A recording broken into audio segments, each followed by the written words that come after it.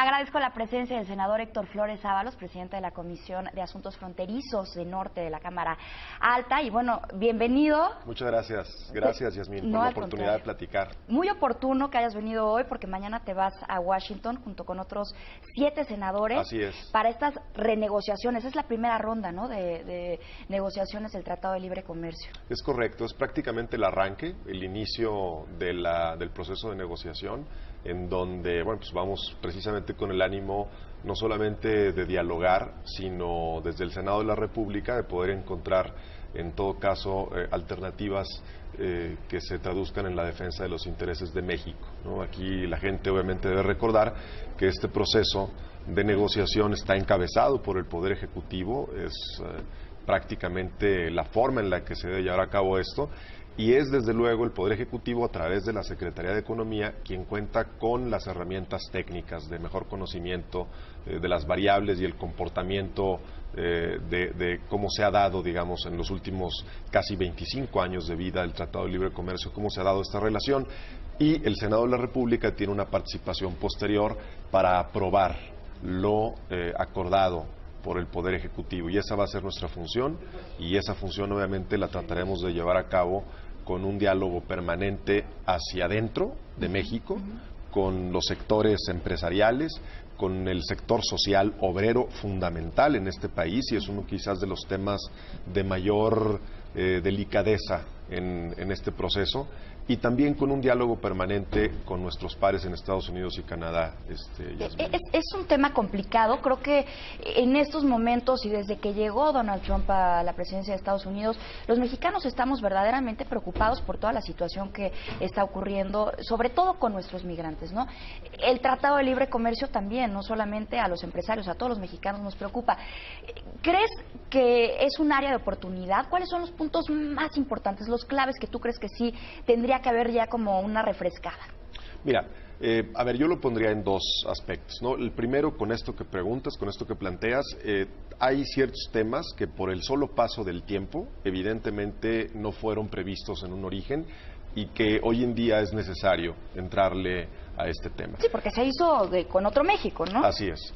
Indudablemente tenemos simple y sencillamente viendo las últimas reformas que ha tenido México, te lleva al sector telecomunicaciones y te lleva precisamente también a la parte energética.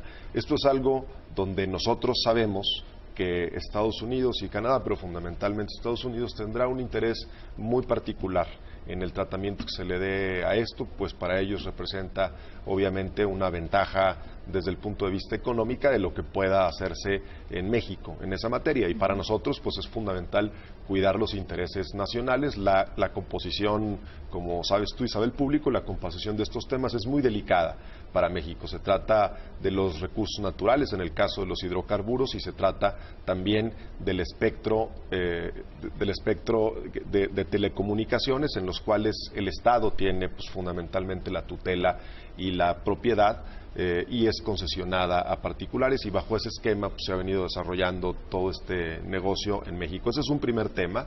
Los temas pendientes, yo te diría que estarían eso sobre la mesa. ¿Y cuáles son los que mayormente nos preocupan? En opinión de un servidor, tiene que ver, te decía ahorita, con el capítulo laboral. Debemos de recordar que el valor adquisitivo o el poder adquisitivo del ingreso de los trabajadores en México no ha estado a la par.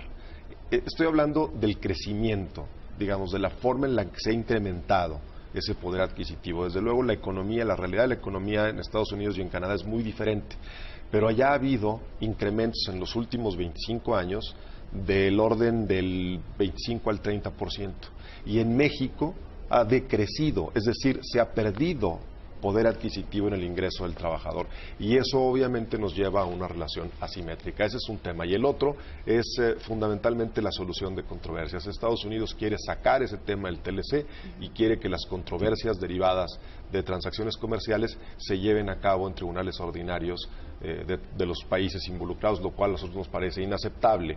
Obviamente, si hay una controversia con algún tema con Estados Unidos o Canadá, lo que se buscaría sería que se resolviera a través de paneles especializados y no tuviéramos que someternos a la jurisdicción de Estados Unidos, lo cual obviamente generaría una condición de inequidad. Son fundamentalmente los temas. Pues es un viaje muy importante el que vas a hacer. Espero que a tu regreso vengas para que nos platiques cómo nos fue y también lo que están haciendo en torno a migración, a toda la gente que está allá, pues, los Dreamers, a esto que siempre nos ha preocupado, pero ahora más, ¿no? Que se ha acentuado la discriminación, que nos están regresando a toda esta gente que ya no son de aquí y que es todo un tema. Mira, déjame, si me permites un momento nada más, yo en ese asunto sí he sido muy enfático y he tenido la oportunidad de platicar con nuestros colegas en Estados Unidos, con los senadores en Estados Unidos, sobre esta base. Independientemente del discurso del presidente Trump, nosotros lo que debemos de pensar, y ellos lo que deben de pensar, es si a México le conviene que Estados Unidos pierda el liderazgo mundial que ha tenido. Y definitivamente este discurso xenofóbico y excluyente no hace sino restarle posibilidades a Estados Unidos. Ellos lo deben de ver así. Yo le decía a uno de los senadores republicanos que no se trata de quién paga el muro, sino se trata precisamente del costo que tiene en términos de reputación y liderazgo hacia el mundo. Claro. Y ese sí lo va a pagar Estados Unidos.